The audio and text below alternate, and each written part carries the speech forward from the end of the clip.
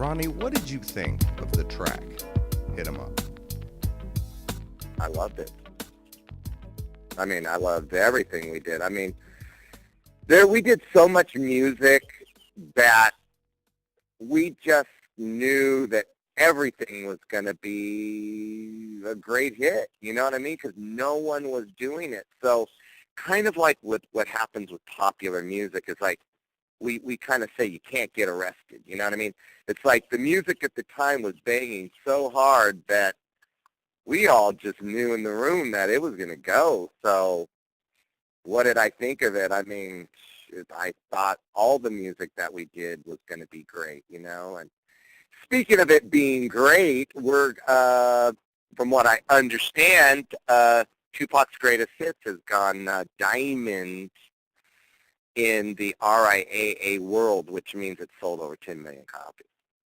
That's what I understand. So we're really trying to find out all the particulars and how that's going to play itself out. But it's pretty exciting. Did you realize at the time the impact that you were helping create and the legacy that would follow with that Death Row era sound? I did not.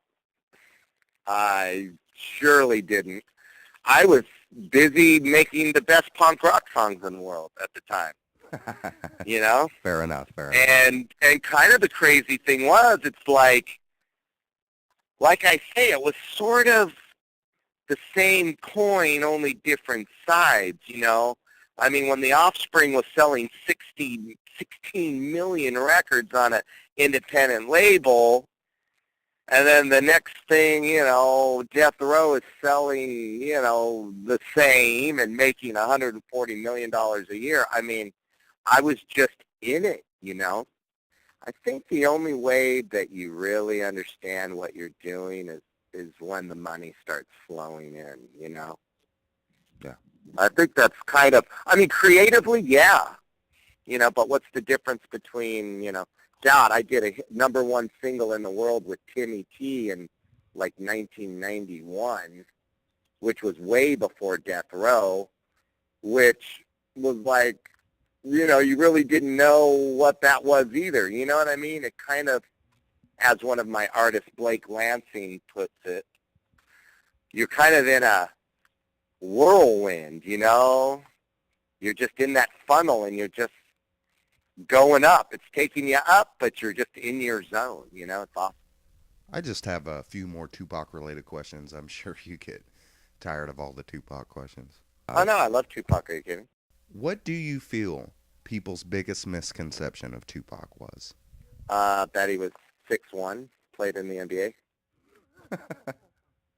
So he wasn't a very big guy.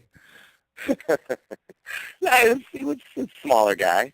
I don't know, misconceptions. I don't know. Are there misconceptions? I don't know. I mean, you know, in the movie, I think they sort of talk about, you know, his whole life and his whole process, you know. I personally didn't get to be there for the beginning of his process, but surely at the end was, man, a great time. But if you see him in Digital Underground, you know, you're not seeing the Tupac who reenacted what he saw on the streets, you know. That's where I was going with it. I think people's one of their misconceptions is that Tupac was just a walking gangster, just a walking, you know, time bomb. Well, you know what it was? I mean, what else could you be in the environment in which he lived, you know? I mean, some people say my manager Jerry Heller is a walking gangster too. Yes, they do. You know what I mean? So the music just sort of played itself out, you know? And if you want to talk about walking gangsters, I mean, the music business is full of them. I mean, you know, Ted Turner's a walking gangster too. So is Warren Buffett. You know, so is Obama. I mean, you know, the sad thing is that, you know, Tupac had it worse, I think, than a lot of those guys because he wasn't as sheltered, you know. I mean, JFK didn't make it past one bullet, but they sure figured out how to block people's popularity, you know. But, hey, man, I mean, he took a bullet for the whole human race, you know what I mean? How was the atmosphere at death row after the subsequent shooting and death of Tupac Shakur? Oh, it was sad. I mean, surely we had lost, not only Tupac, but we lost Biggie too, because Biggie had a lot of friends at death row, Shortly after, what did it take? A year, maybe 2 years, for the business to actually wrap up, So, yeah, it was never the same. Johnny and I sort of left Can-Am at that time and started working out of other studios, just because I think at that time Johnny wanted to create a little distance. And the music was coming out better in other studios for us as far as our crew is concerned. And I think Johnny was also taking a much bigger leadership role in the new process as well. So it wasn't just like, hey, we're under the umbrella of Death Row. It's like Johnny J Productions really started seeing the light of day. And then I think he started a production company called Clockwork Production.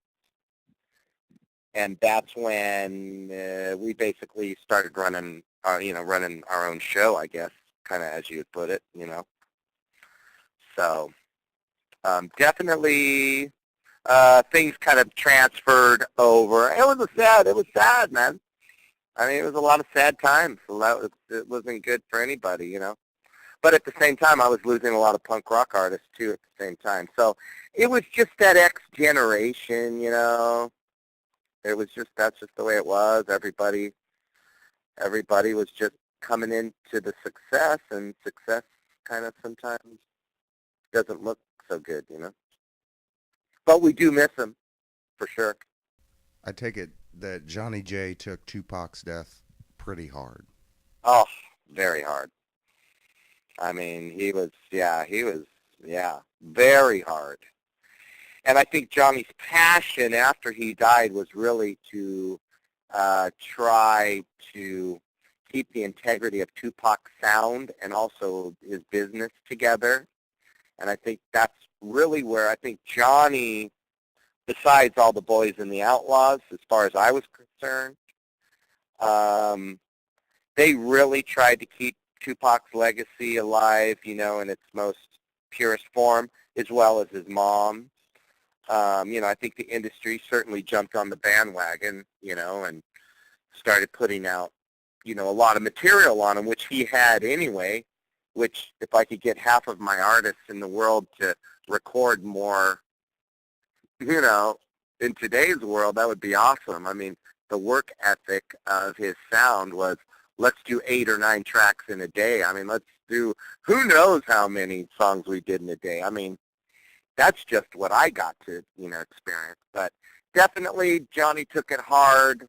Definitely, I think he was really important in the process of keeping the integrity of Tupac's, legacy alive.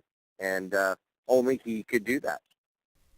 What was it like to work on posthumous releases, such as Still I Rise and Until the End of Time? Seeing as you and Johnny both knew Pac well, did it bring more importance to the table, or was it more like a tribute to a fallen friend? You know what? We did a tribute record for Tupac, one tribute song, and I'm forgetting the name of it. And Johnny said, that's it. There's our tribute to Tupac, And I know Syke had done a tribute song, too, as well.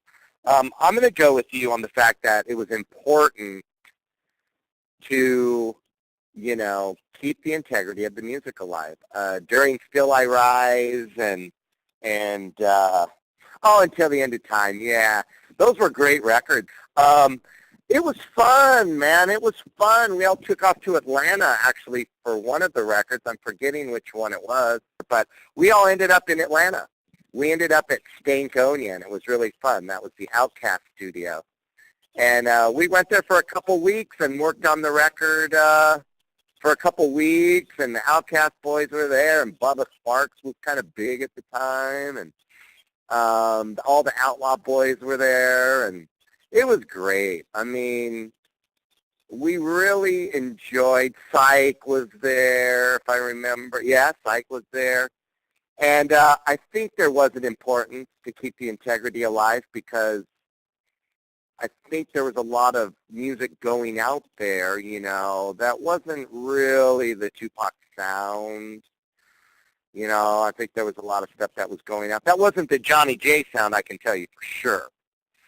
So anytime Johnny and I and all the other, musicians on the records, anytime we got to do Tupac material, we were just elated to do it, and we really wanted it to outshine everybody else, really.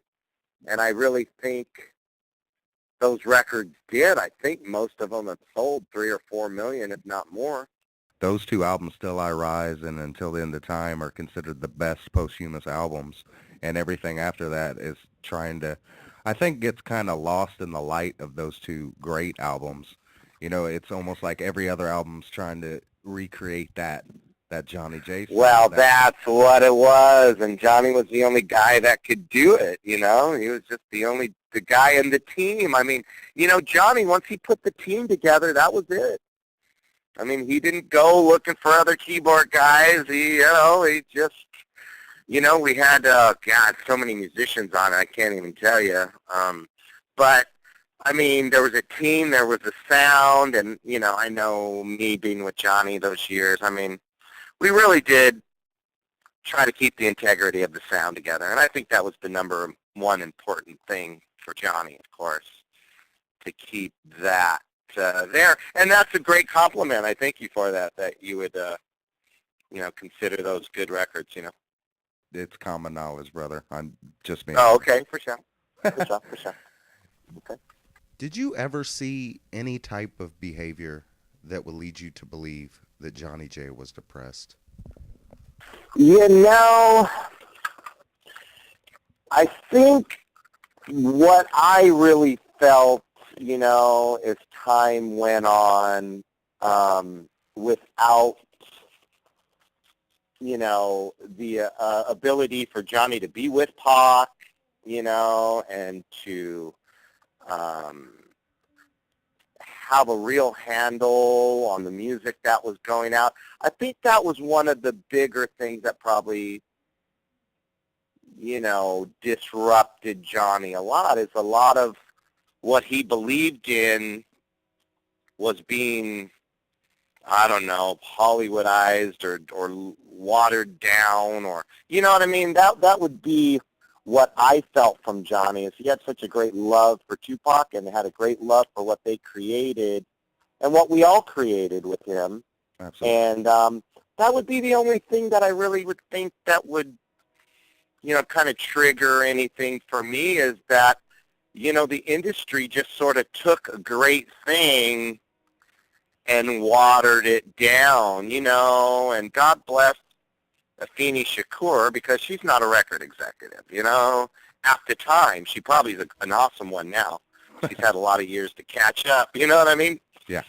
But I think that would be the one thing I could say, is I know when other remixes came out and other types of songs and stuff, I think, it was just kind of like, what was wrong with the original, kind of thing. Yeah. And not that remixes aren't good in our business. I can understand that, but, I mean, the guy had just passed on. I mean, it's like, some things got to be sacred, but that just lets you know in this world, not a lot is sometimes, But that would be it. I mean, I was in his wedding. I was one of his best men at Johnny's wedding, you know what I mean? So, and I'm a pretty happy guy, and you know what I mean? So everything that we had done together was always done in love and happiness, and, we were just making great records and having great success,